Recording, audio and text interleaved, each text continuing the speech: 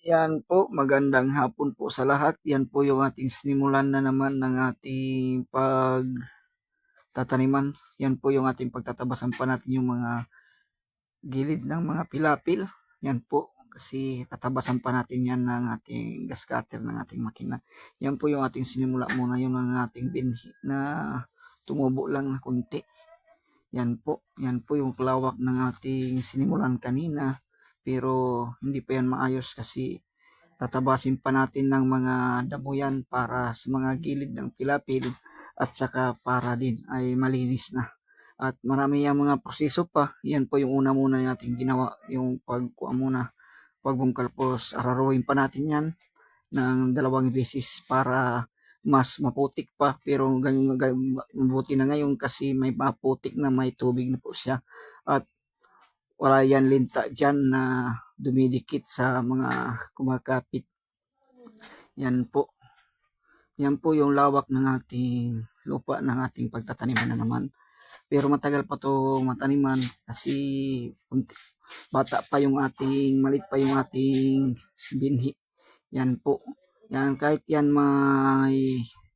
may tubig, wala yan linta dyan. Kasi sa linta yan ang dumidikit yan at kapit ng kapit yan dyan.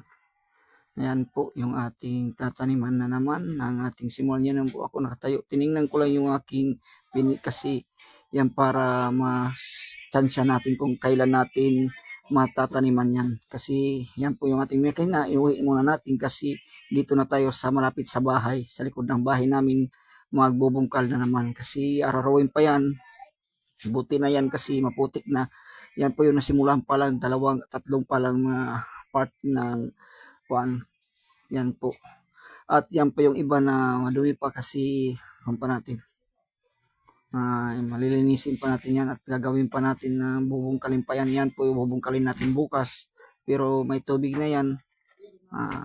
Hindi naman tayo takot sa linta. Kasi mas matakot tayo doon sa mga linta na kumakapit pa doon sa mga dikit ng dikit. Yan po yung ating part ng tinuturo ko. Yan po yung ating gagawin bukas yan. Para din maganyan na yan, para parehas na yan, para madali maararo na yan. Araruin pa yan, marami pa yung proseso at lilinisin pa natin yung mga pilapil dyan at ayusin pa.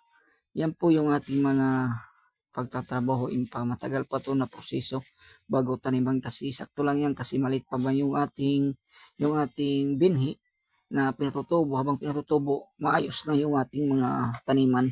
At maraming pong salamat sa inyong lahat na nandyan na at support sa ating panonood lagi sa aking mga long form at sa aking reels. Yan po, ako ay nagtingin lang kung para matingnan ko kung paano magawa. Thank you for watching. Salamat po.